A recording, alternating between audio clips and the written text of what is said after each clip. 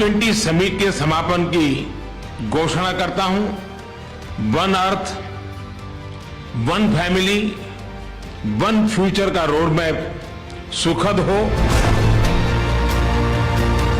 सबका साथ, सबका विकास, सबका विश्वास, सबका प्रयास का मंत्र हम सभी के लिए एक पथ प्रदर्शक बन सकता है।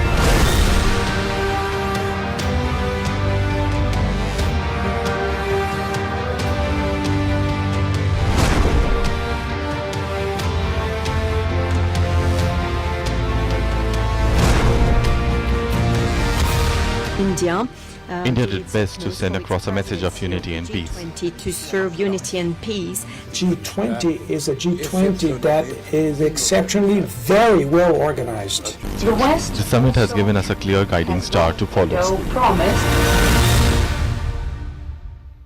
Biggest announcement on the sidelines of the G20 summit, which has been successfully hosted by New Delhi, is the economic corridor that has been announced with India, Saudi Arabia, UAE, France, Germany and Italy, and of course backed by the United States.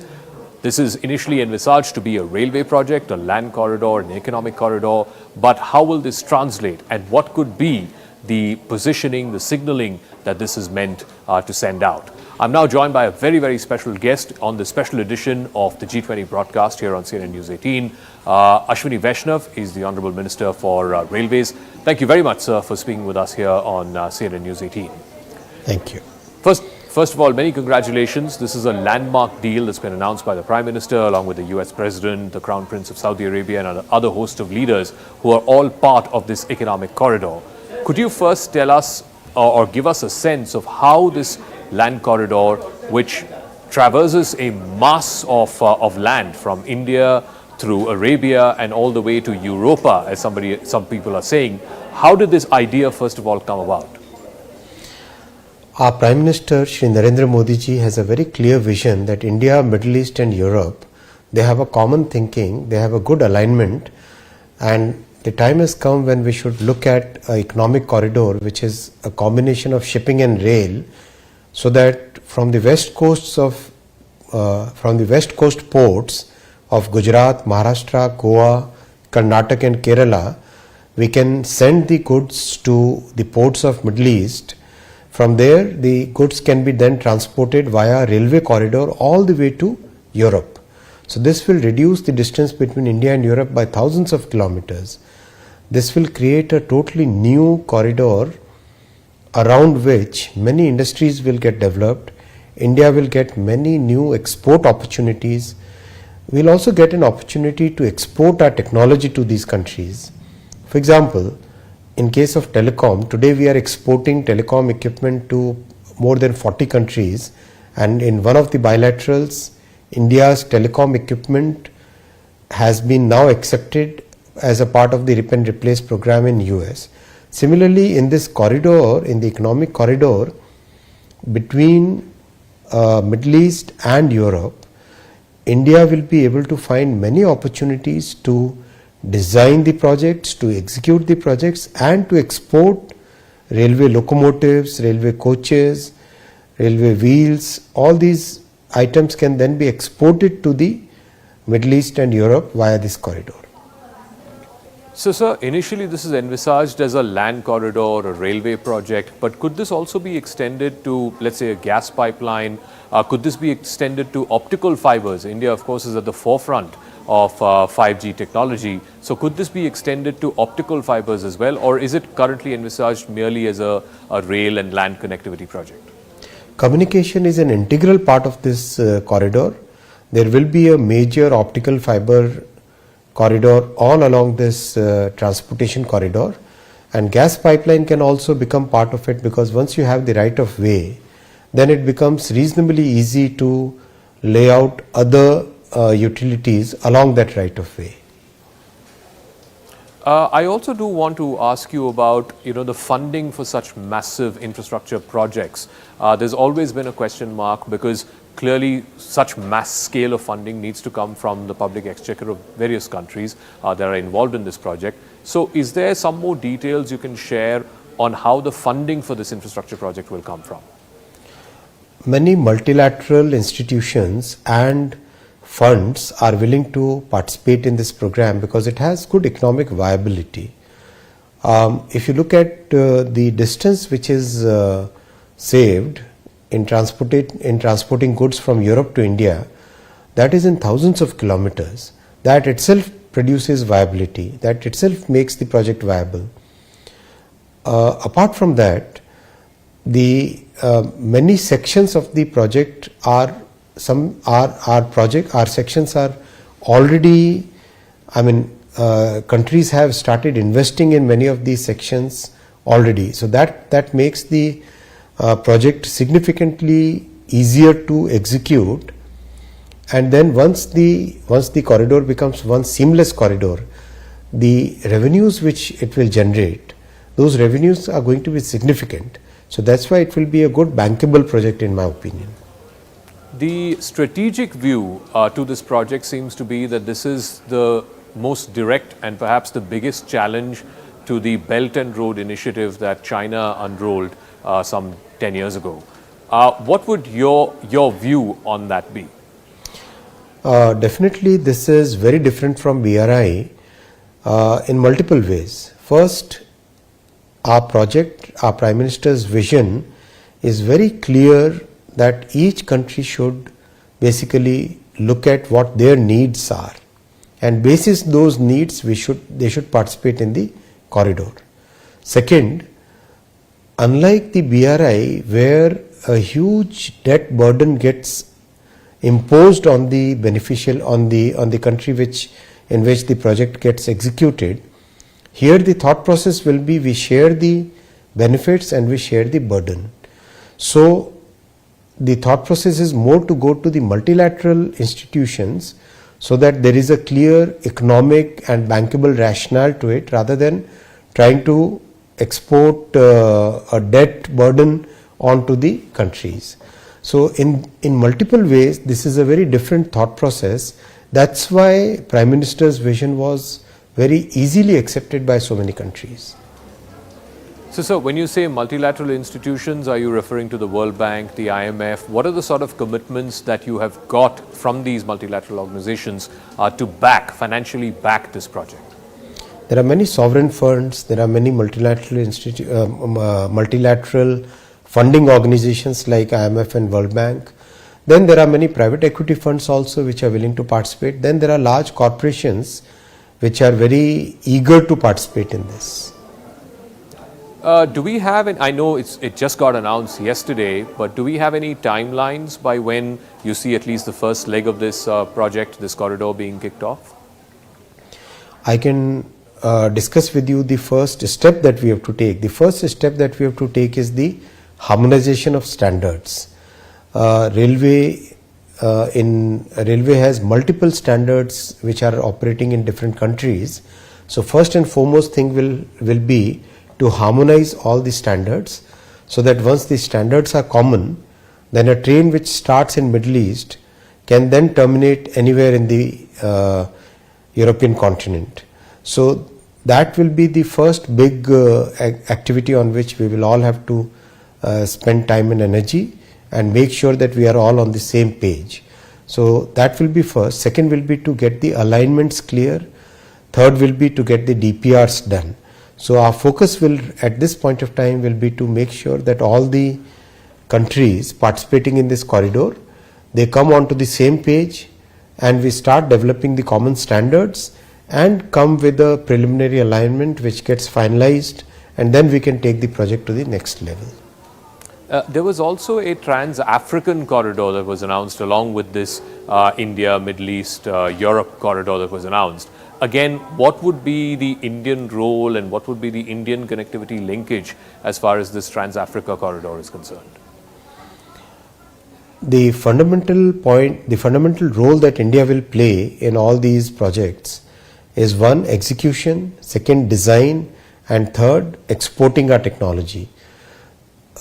In a way, these will be opportunities for us to export our technology, make sure that our Indian companies get the opportunities to work on these projects.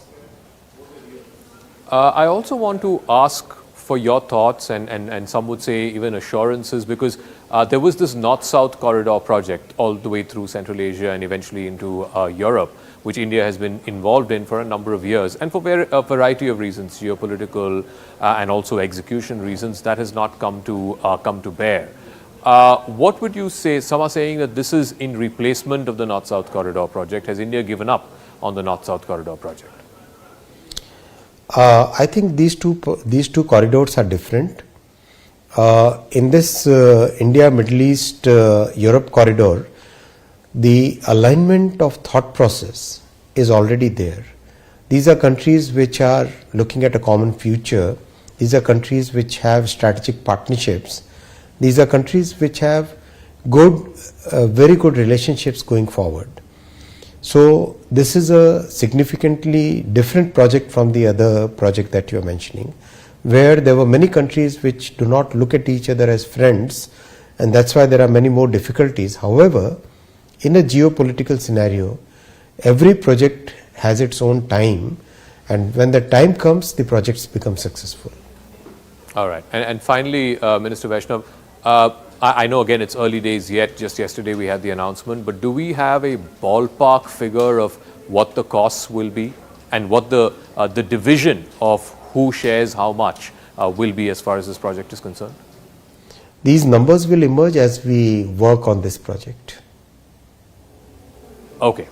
Ashwini Vaishnaw, thank you very much for speaking with us here on CNN News 18, and many congratulations once again on the scale and the ambition of this announcement of this corridor, the economic corridor connecting all the way from the Asian landmass to the European landmass. Thank you for joining us. Thank you so much.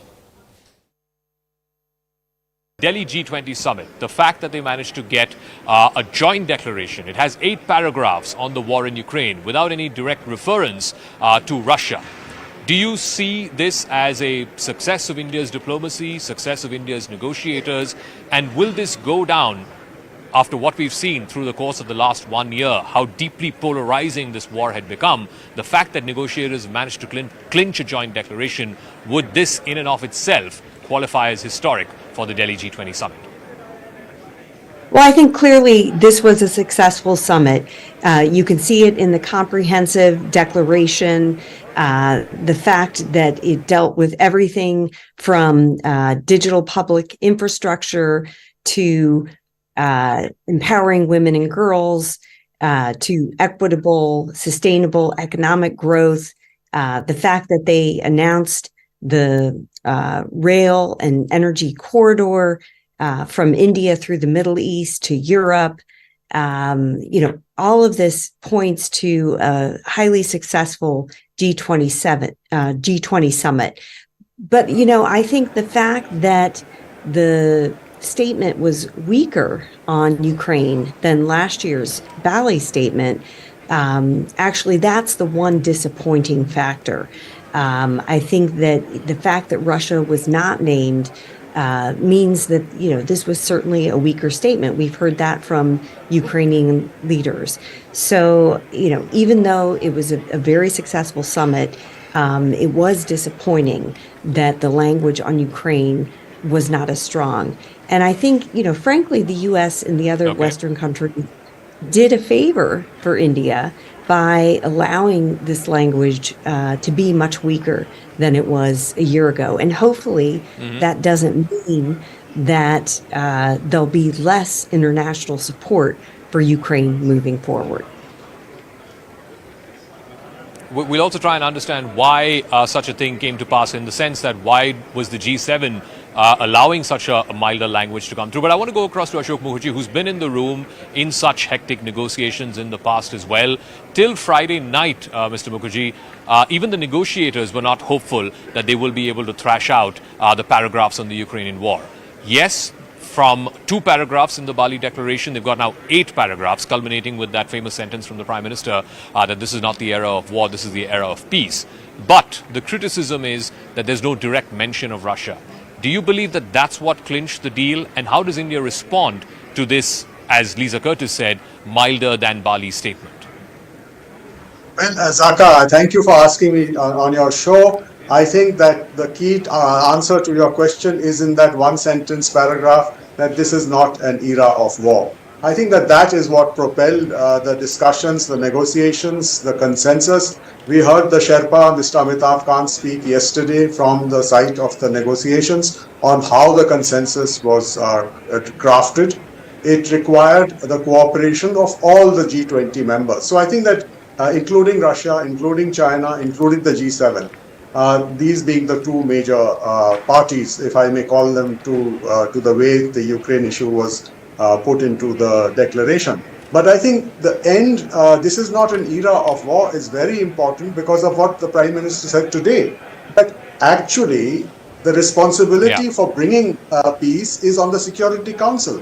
And until the Security Council is reformed, there is no way any other body outside under international law can deal with bringing peace and ensuring this is not an era of war. In Ukraine and in other regions of the world, there are 52 conflicts going on as I speak, which are on the agenda of the Security Council, and it's helpless. So it has to be reformed. And I think that that is the key message, and that is the key objective of India's diplomacy in the next 2 years as we lead up to the 80th anniversary summit of the United Nations in 2025. And this is one big message, that that the success of Indian diplomacy in the Delhi G20 summit has actually conveyed to the wider world, including the membership of the United Nations in New York.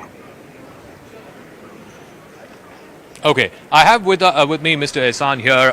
You know, the fact that you represent a business council, the fact that you represent the voice of the global south, and now you have the African Union that has been included as a permanent member of the G20, and possibly in Brazil in the next year when Brazil hosts the G20, you could have the Committee of Latin American Nations also included. How and why, from a business perspective, do you believe the inclusion of these newer members is important for the G20? It's important for a number of reasons. One of them, it is a conflict reduction mechanism, if you think about it, because you'll have more people at the table discussing their own issues. If you remember, and I'm pretty sure that our viewers remember vividly, that in the various G20 summits, the African issues being there, either directly or indirectly, relevant to poverty, relevant to public debt, relevant to climate change, and so on and so forth. So it makes lots of sense.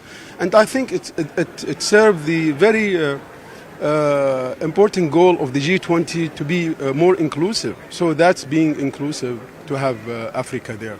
From a business point of view, now you have a new green climate initiative, you have the digital public infrastructure, which India has been a big proponent of, unified payment interface, financial transactions digitally done, so on.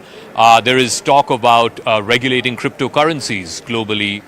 From a business point of view, and particularly after 2.5, 3 years of COVID, and we're seeing slowdowns across the world, do you believe that this G20 has done enough to try and put the focus back on what it was meant to do originally, and that is to talk about business and economy and growth and moving the planet forward? I think going through the declaration yesterday, a great deal of grounds being covered by this summit, really, and it started in a very good, positive, important milestone, which is the inclusion of the African Union, and also to make sure that the communique, as you mentioned in your first part, it smooth out good language, and it is really a time of peace. It's not time of war. And that was very clear through the, in the sideline of the summit, where we have the corridor understanding through India, the Gulf, and Europe. So here, this is talking about things positively, achieving things, and that's inclusion, rather than, wasting time, getting into disputes and then resolving the disputes. So this is the time of peace. And when we talk about economic development and growth, and this is all about, when you're talking about the G20, the global muscles of the global economy, then you need peace and you need stability, of course. All right. Thank you very much, Mr. Ehsan. Thank you for your time. I also am joined by Niranjan Hiranandani of the Hiranandani Group. And a lot of focus, Mr. Hiranandani, has been on this infrastructure corridor that's been announced, this economic corridor, all the way from Asia to Arabia to Europa, as many are calling it. There has been sort of a lot of debate around these big infrastructure projects. We've seen Chinese debt, how smaller countries are getting affected by it.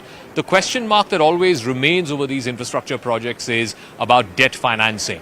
How will this be different from whatever else we've seen in the past, including the Chinese Belt and Road Initiative, as they call it? I think the most important thing is the fact that this economic corridor lays a new connectivity for India to be connected to the Middle East and Europe by a more efficient transport system. So benefit number one is the fact that India will benefit in terms of trade and other things, so that the transportation and other costs for the purposes of doing business with Europe and the Middle East will come down. I think that is the most important thing to see.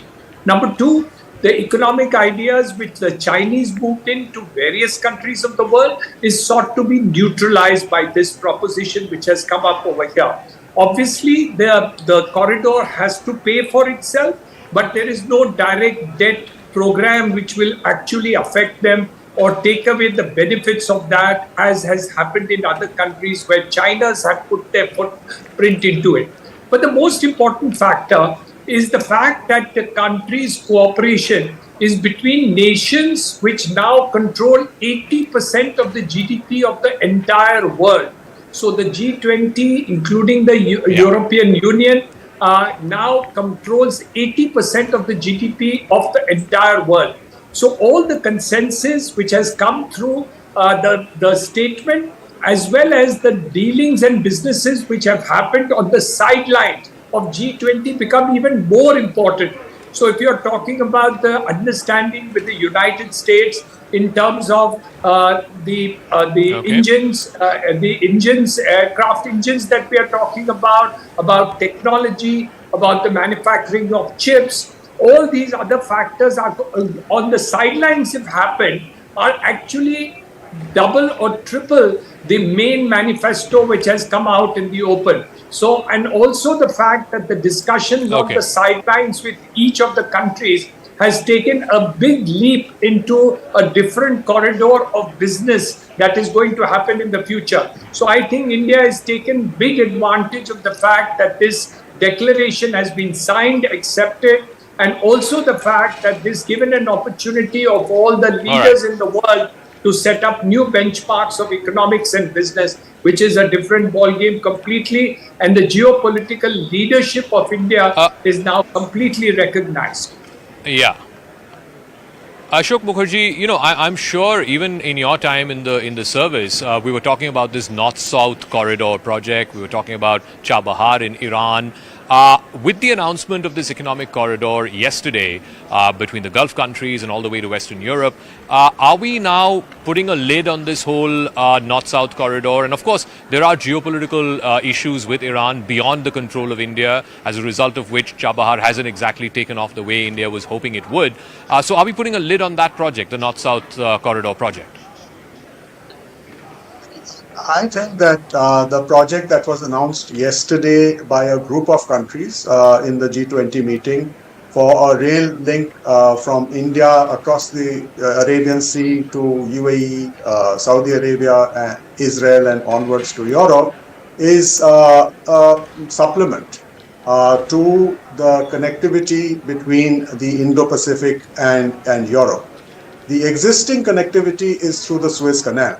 And I think that I'm sure that the proponents of this new project have kept in mind that you cannot really bypass or erase the Suez Canal, because in sheer volume, the sea lanes of communication of the Western Indo-Pacific carry a huge amount of trade that goes from India to the West, and that comes from the West to India. So we would not be shooting ourselves in the feet by submerging the Suez Canal and only focusing on this railway link. The second point is that the north-south connectivity, if you recall, was to connect Helsinki to Singapore. That was how eventually it evolved in 2006, 2007, when the situation in Eurasia was very different from what it is today. So whether the viability of the North-South transport corridor in terms of the cargo carried, the volumes, the profits to be made by the companies, etc., whether all those factors remain as they were 10 years ago or not, I think is an open question. We have had the first activization of the North-South transport corridor, and ironically enough, this was cargo from Russia to Saudi Arabia that used the North-South transport corridor. So the corridor exists. Now, what use the corridor is put to, it depends on the countries which are parties to the North-South transport corridor. The Char-Bahar project was focused on Afghanistan. And it's very unfortunate that in the middle of all these discussions of the G20, we have not even given one word on Afghanistan and on the fact that half the population of Afghanistan has been deprived of its human rights. I think it's a real pity that nobody had time to even mention this. Thank you. I want to ask Lisa Curtis this, and I come back to where we started about what you call the dilution of language, specifically with reference to Russia and its war in Ukraine. Two things. One, if they couldn't come to a common language acceptable to all parties, then there would be no joint declaration. And no matter what other outcomes the Delhi summit achieved, this would be the headline that no joint declaration, and therefore, the first summit in the history of the G20 to not come to a joint declaration. So was there a realization within the Western countries, particularly the United States itself, that they cannot afford for India and the India-hosted G20 summit to fail? And is that perhaps why they agreed to what you're calling a dilution of language? I think that's right. I think the United States and the other countries that have been very supportive of Ukraine realized that it was extremely important that this G20 summit be a success. I think they all wanted to show support for India's leadership role. The fact that President Biden was there and had such a positive attitude, the fact that Prime Minister Modi and President Biden had this very productive meeting, I think all of this shows that the U.S. and the other countries wanted to support India. And unlike President Xi, who didn't bother to show up at the meeting, they have shown that India's leadership is important, that India is a bridge to the global South, and they wanted to show this. And I think that's right. That is why the language was softer. They wanted to make sure that there was an agreement. And there are so many positive things that have come out of this meeting, and so much hard work by India over the last 8-9 months in the run-up to getting this work done. And so it is important that wasn't overshadowed, and that China was not allowed to hold up this moment in the sun for India. All right. Lisa Curtis, Ashok Mukherjee, and Niranjan Hiranandani, thank you so much for joining us on this special broadcast coming to you from the Media Center, the International Media Center here at the Bharat Mandapam. Before I get to the joint statement, and there's a lot of wonder at how the negotiators managed to find this common language that's acceptable to all and to adopt it by consensus, I want to talk about this economic corridor because a lot is being made about it. The announcement by India, the United States, Saudi Arabia, UAE, France, Germany and Italy, backed by the European Union, to have this economic corridor, which is not just a land-based one or a rail one. It could also be for optic fibers. It could also be for transmitting data, transmitting gas. What do you make of such an ambitious project that was announced on the sidelines of the G20 here? Because many are saying that this is a direct challenge to the Belt and Road Initiative of China, the signature foreign policy move of Xi Jinping. How do you think this is being viewed in Beijing? Is it the G20 sort of throwing the gauntlet at China? Well, I guess from my perspective, it's a good thing. We need India to contribute to the world's economy. We need to get India firing on all cylinders. And so I don't necessarily say it has to be in conflict with China. We need, if we're going to have a prosperous world, we need China and India both doing well. And so, yeah, a little competition is good, but I think we should see it actually in a very positive way. But Professor Schmidt, the view from Beijing is that you look at, the wider region, in the backyard of China, if you will. You have the Quad, you have AUKUS, now you have this economic corridor that's stretching all the way from India through Arabia into Europa, as many are calling it. China would look at it and feel like this is a case of encirclement, if you will. This is a case of trying to stop China's rise. You have the United States allies like South Korea and Japan already in a consensus that we saw at the Camp David a few weeks ago. So wouldn't the view from Beijing on this be that while America and India and Australia and other countries accuse China of hegemonic behavior, what they are effectively doing is to encircle China?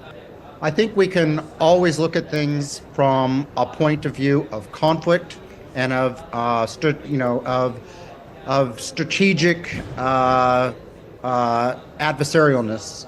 And so in the end, what I see going forward for the next 20, 30, 40 years is the world needs to come to terms with global sustainability, is we're going to have to learn to cooperate. And so, yes, you can look at it through a containment of China lens, but it needs to happen to have both China and India thrive and prosper. So, as I said, in the world today, people like to see it as a conflict. I'm a glass half empty type of person, only rarely. So I really want to look at this from a positive point of view as a chance for India to assert itself and, really taking a front foot approach to helping the world get done what needs to happen over the next 20 or 30 years. I do want to talk a little bit, Professor Schmidt, about the joint statement. The fact that it actually came through 12 hours before the joint statement came through. Even the negotiators were not hopeful that it will, but finally it did. And there are about 8 or 9 paragraphs on the Russia-Ukraine war, about 8 paragraphs, ending with, of course, the famous words by Prime Minister that this is not the era of war, this is an era of peace. There is a view, which is, of course, Ukraine is saying it publicly, but some others are saying it in private as well, that Russia has not been named directly in any of those paragraphs. And that's perhaps what clinched it. But they're saying that this is a dilution of Russia's transgressions. This is a dilution also from the Bali Declaration that happened a year ago. How would you read it? Well, it shows how difficult it is to reach consensus in a large group of 20 nations, or in this case, sort of 19. It is, to my mind, it's probably not as strong as perhaps I would have liked to have seen. But on the other hand, I see the intent of the vast majority of the G20 is clear. The Ukraine war is clearly singled out as something that is bad and needs to be rectified. And so I wouldn't be thinking it gives Russia any happiness that it's somehow off the hook. Indeed, it's a bit of a vice, I think, coming down, but it is, I think, a lost chance for maybe a little bit more strength from the G20, but perhaps not surprising. These are just very, very different. A whole bunch of financial agreements and financial deals have been struck as part of the outcomes of the Delhi G20 summit, from digital public infrastructure, which India is very, very keen on pushing across the world, to a new green climate finance action plan. And of course, there is the contentious issue of debt restructuring of infrastructure projects. To discuss all this and more and what the Delhi G20 summit has achieved in financial terms, in the financial realm, I'm now joined by Mr. K.V. Subramanian. He's the former Chief Economic Advisor to the Government of India. Thank you very much, Mr. Subramanian, for speaking with us here on CNN News 18. First things first, this whole push about digital public infrastructure for financial transactions. The whole world has seen how India's UPI has been very successful.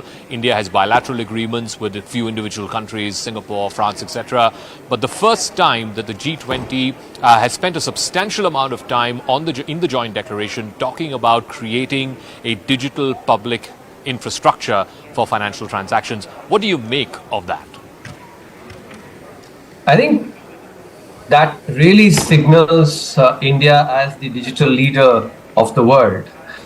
India has demonstrated very clearly how during COVID we used the digital public infrastructure to really reach out to the common person in a way that was unprecedented.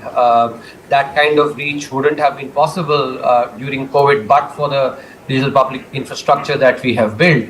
And now India is demonstrating to the world that what it has done at home is what the rest of the world can do as well.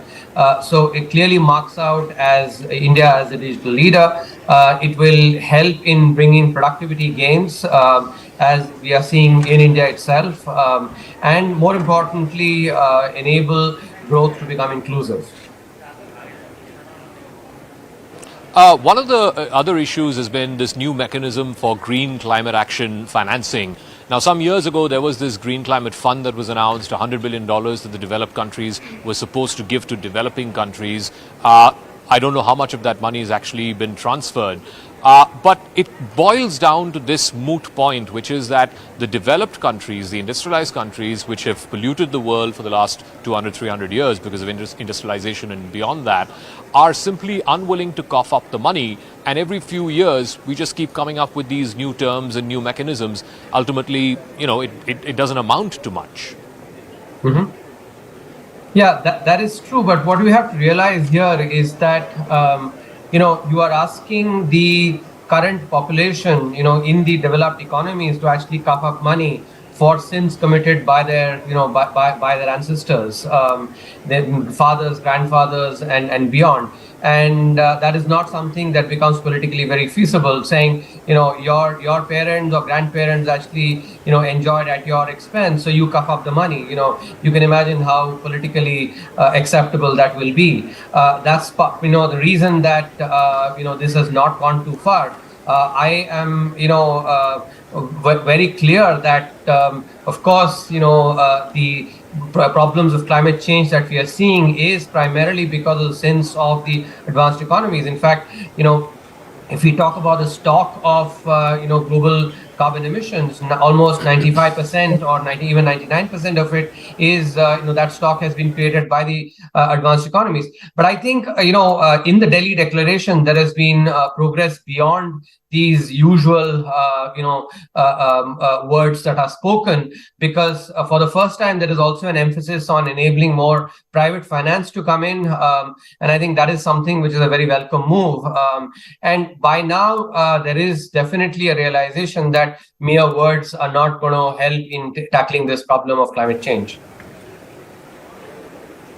I also want to talk to you about debt restructuring, particularly for infrastructure projects. And we have seen how smaller countries in Asia, in Africa, reeling under Chinese debt, have been protesting. There have been almost revolts in some of those countries.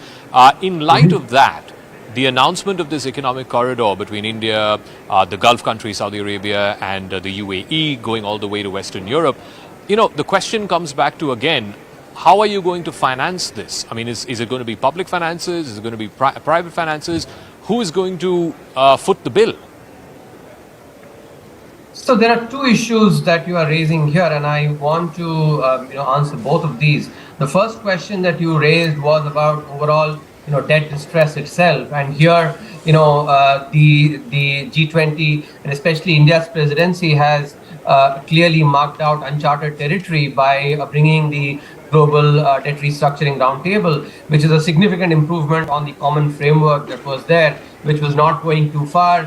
Firstly, it was not applicable to many of the middle-income countries like Sri Lanka, and the processes were very slow because it included creditors that were beyond the Paris Club. So that's one issue. And here, the headway that has been made through the Global Debt Restructuring Roundtable, I think, is definitely noteworthy. The second point that you're talking about, which is, in terms of infrastructure, the fact that what is envisaged here is essentially a new Silk Route, and that is primarily to enable trade at a time when the trend against globalization, against trade seems to be very high, especially given the focus on that every country seems to have on its own taking care of its own sort of economy. Now, Here, clearly infrastructure financing will have to be done significantly by the public exchequer, in each of these countries, because infrastructure is something where private financing is not going to come in, in large numbers. So the way India has demonstrated now with the infrastructure creation here, that's how the other countries in this corridor will have to actually match up. All right, Mr. K.V. Subramaniam, thank you very much for speaking with us here on CNN News 18. All right, so the New Delhi declaration has been adopted. The negotiations going on to the final hours, even up until this morning. Consensus language has been found. There is, of course, criticism that the language against Russia in the war in Ukraine has been diluted somewhat. And also there is the other big announcement of the economic corridor from Asia through the Middle East all the way to Western Europe. Joining me now is a professor at the Columbia University and someone who has seen very closely the developments of the G20 over the last 15 years or so, since it's been moved to the heads of state and heads of government level. Professor Jeffrey Sachs, thank you very much for joining us on this special broadcast. First of all, what do you make of this New Delhi declaration? There are 8 paragraphs dealing with the war in Ukraine. There is no direct reference to Russia. Do you believe that was the clincher and that's how all countries gave their consent to this declaration? This is a very good declaration, and this is a very big success for India. So I would really congratulate the government of India for this. I think everybody was wise to back off of trying to break this G20 over the question of Ukraine, which is a more complicated question, perhaps, than either side wants to admit. It's not all good and evil as the United States or others think. So they backed off, and this declaration focused on a lot of very important matters around economy, finance, sustainable development, climate, fighting poverty. And it is a consensus document, and it's a very well done document. Now, the key is to implement it, but the aspirations that are expressed in this document are really well directed. I'm very pleased with it. I'm curious to know what's your best understanding of how the West, the US, its European partners, given how polarizing this war was and has become, how did they agree to a text, a draft, which does not mention Russia at all? Well, I think this is a success of Prime Minister Modi. It's a respect to India as host of the G20. It is a realization, perhaps, by the US and Europe that breaking apart the G20 in this way not only would be an embarrassment to India, but ultimately would be an embarrassment to the US and Europe. The world does not see eye to eye with the US government on how it interprets this war. I don't, by the way, at all. I think that this war in significant part came from Washington relentlessly trying to expand NATO to Russia's border, and that was extremely dangerous, provocative, and unwise. Well, the United States doesn't view it that way. It wants to blame everything on Russia.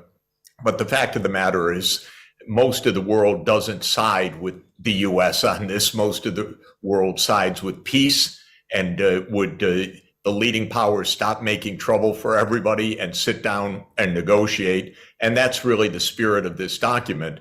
And I think it was a lot of very capable diplomacy by India, and personal diplomacy, I would add, by Prime Minister Modi, that brought success to this joint declaration and to the summit. I also want to know your thoughts on this new economic corridor that's been launched from India, involving the UAE and Saudi Arabia, going all the way to France and Germany, of course, backed by the United States. Do you think this is a direct challenge to the Belt and Road Initiative of China?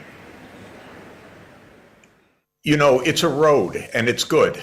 Of course, the United States, again, the U.S. government is almost childish in seeing everything as something against someone else. This is part of the needed interconnections across Eurasia. So it's desirable. It is absolutely complementary to the Belt and Road Initiative. If we could actually behave better than children and not see everything as a challenge to someone else, but actually as something where we cooperate, we would understand the world better and make the world better. This corridor sounds like a very good idea, but it's part of the same vision as the Belt and Road Initiative. And I want the United States government, I hope the government of India and others don't badmouth the Belt and Road Initiative. It's a very valuable initiative. It is complementary to this initiative, but it's all part of the same idea of creating an interconnected, modern, peaceful infrastructure of trade. And in this sense, I'm happy with this initiative, but I'm not happy with it being called a rebuke to the Belt and Road or an answer to the Belt and Road. That's nonsense. It's a road, is what it is, and it's a corridor that we need. And very quickly, how may, many are saying that the G20 here in Delhi sort of symbolizes or ushers in a sort of a slightly more nuanced positioning when it comes to this emerging world order. The war in Ukraine, clearly, it has not gone as per the West's expectations or as per Ukraine's expectations. So maybe there is a bit of a tempering down of the West's own capabilities and perhaps certainly Ukraine's own capabilities. And now you have this corridor involving U.S. partners and allies, the likes of Saudi Arabia and the UAE in the Middle East. And then you have France, Germany and Italy in Western Europe. Is this a pitch yet again by the U.S., of course, incorporating countries like India to once again push collectively through these multilateral channels and fora, perhaps in a way to send out a signal to Beijing? Again, we are in a multipolar world. We're in a world where China is a superpower, India is a superpower, the United States is a superpower. We're in a multipolar world. The idea that this is a game where now the US and India team up against China is not a reality. India has its own interests. China has its own interests. The US has its own interests. Everybody needs to behave respectfully because each region is powerful. Each region is part of a global cooperation. This is not a game. This is not a game of chess. This is not a game of Risk. This is not a game on a chessboard. It's not a game at all. It's actually our one Earth, one family, one future, to quote the opening line of this G20. And so I really want us to move beyond, can the US create a new alliance against China? That is America's thinking, but I have no patience for it. It's absolutely anachronistic to think that India is somehow going to side with the West against China is very naive. India is a major power, 1.4 billion people, with a lot of interests and a lot of complexity and a lot of strong positive relations with China and a lot of difficult relations with China. And suddenly, India is not suddenly going to be part of the West. India is actually the main part of South Asia. South Asia is an even bigger part of the world. But the idea that you somehow put these pieces together in these alliances is, to my mind, outmoded thinking in an interconnected, multipolar world. And of course, it's America's thinking, but please, everybody should remember, what is America's idea? It's to be number one in the world. Well, how silly is that? That's childish. That's still America's idea. I would not succumb to it, frankly. All right. Professor Jeffrey Sachs, it's always a pleasure speaking with you. Thank you very much for joining us with your thoughts on the New Delhi Declaration and what's been achieved in this Delhi edition of the G20 Heads of State Summit. Thank you. Thank you. Thank you so much. Pleasure to be with you.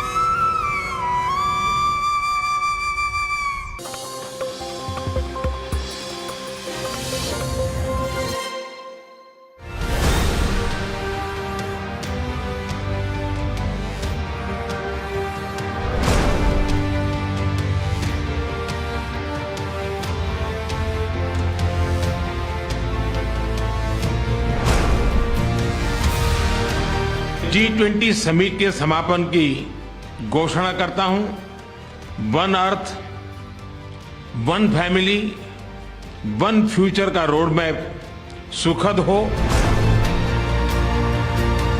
सबका साथ, सबका विकास, सबका विश्वास, सबका प्रयास का मंत्र हम सभी के लिए एक पथ प्रदर्शक बन सकता है।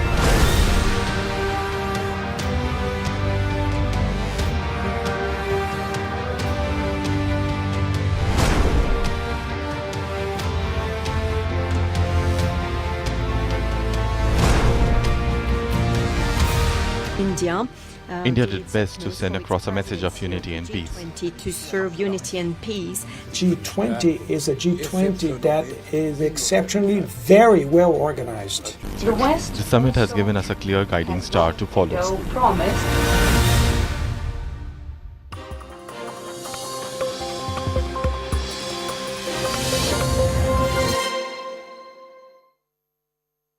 Presented by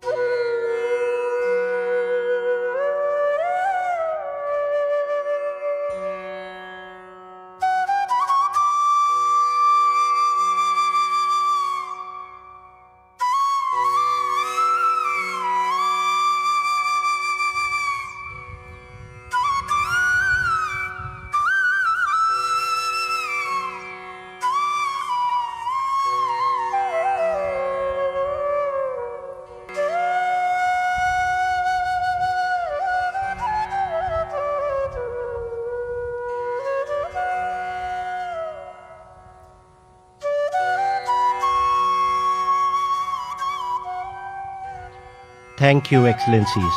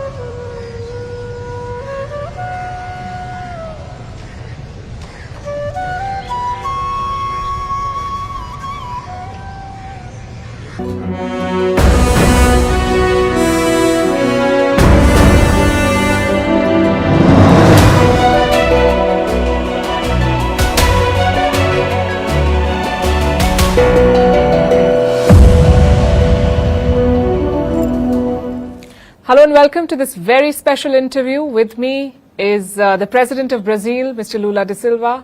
President da Silva, welcome to First Post. Good evening. It's a great pleasure to be here talking with the Indian TV viewer, and I hope that we're going to have a great interview. We look forward to it, Mr. President. How's your visit to New Delhi going so far, and how has the first day of the G20 summit been for you? Well, actually, this G20 is a G20 that is exceptionally very well organized. We had, I would say, a lot of work. I arrived last night, and today we had 2 sessions that were hard work, and we had some other parallel events that were also very important. We launched a commitment together with Prime Minister Modi and President Biden, with Argentina, with Indonesia, commitment to follow a biofuel policy that is very strong so that we can fight the greenhouse gas effect, so that we can diminish the use of oil and try to use biofuel. So that was very important, this initiative, this commitment that was assumed by all the presidents that participated together with Prime Minister Modi. And so I am convinced that we will come out of this meeting with some guidelines where the countries will, what would they have to do from here onwards, so that we can diminish the inequality between the peoples, inequality amongst the countries, so that the world could live in a better way, and above all, so that we can confront the climate issue with great responsibility. It's not a joke what's happening on with the climate change around the world. If someone still has doubts that the climate, nothing will happen with the climate, I can reassure you that the most certain thing that exists today is that we are lacking with responsibility when we deal with the climate change, and we're being the victim of the lack of attention of humanity. The rulers lacked responsibility in dealing in an effective way to avoid that the planet will warm up, that we will lose control of these floods, and there's nothing to do. We still have time. We have to take care of the planet. I believe that this meeting will give a very good guideline to all countries so that we can manage to put in practice a good policy so that we can take care with great care of our planet Earth, of their forests, of its water, so that we can live well.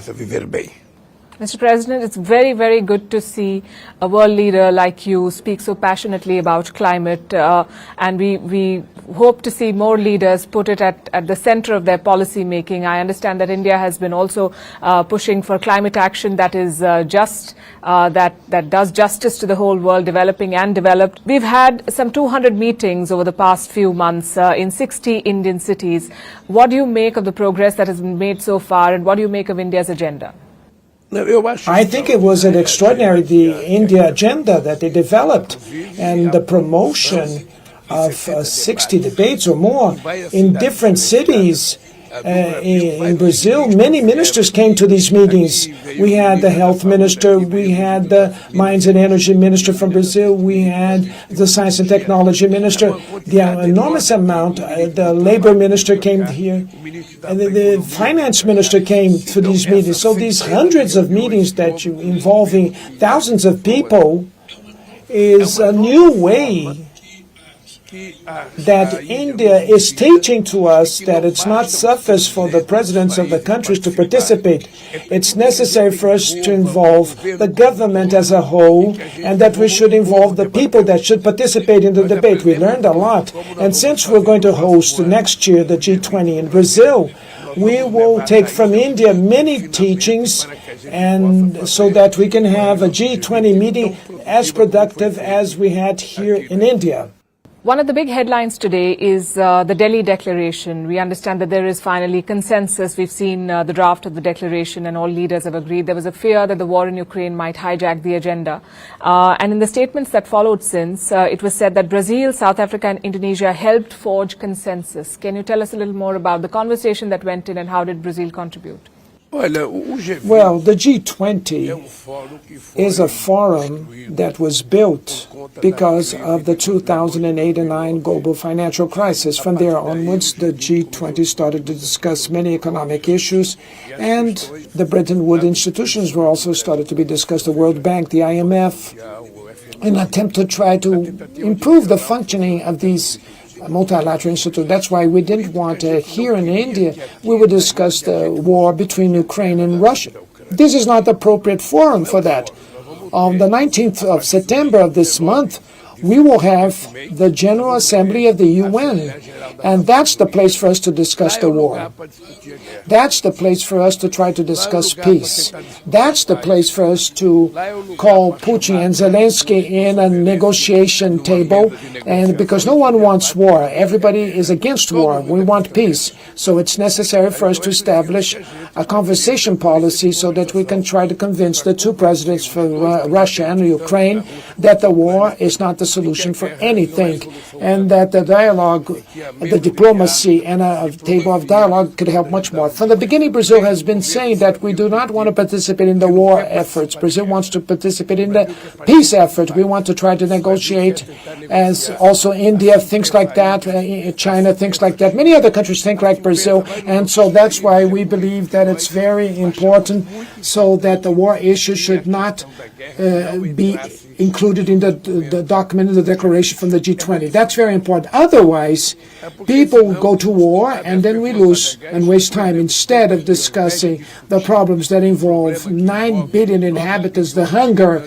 that is affecting 735 million people, unemployment of millions of people, and we stay here discussing something that is not our top priority. And so I believe that it was very important, the decision that was made not to allow that the war would come into our declaration.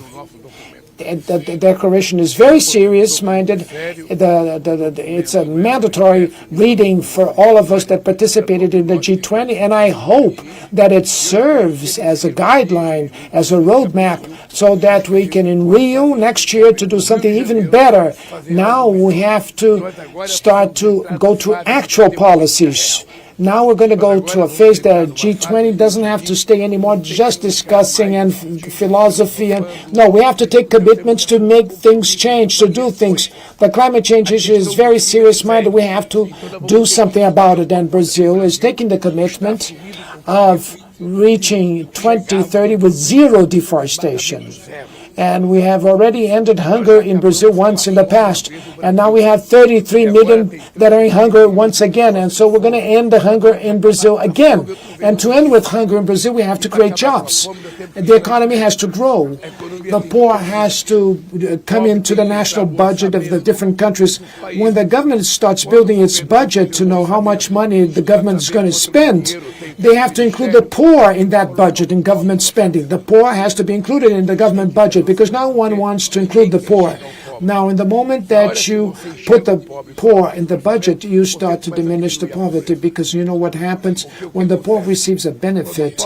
He receives a benefit, and he's not going to buy dollar. He's not going to keep that money. He's going to buy things. He's going to buy new clothes for his children. He's going to buy school material for the kids. So that means that the wheel of the economy starts working, and this is what we're going to have to do from here onwards. We're going to have to make the economy move forward so that we can end with the inequality and with hunger in the planet Earth. And I'm going to come back to all of these points, the very important subjects that you touched upon. But I also want to ask you, because until yesterday, the European and the G7 countries seemed intent on having their way with the language vis-a-vis Ukraine. How did you and others prevail upon them to ensure that there was consensus on the declaration?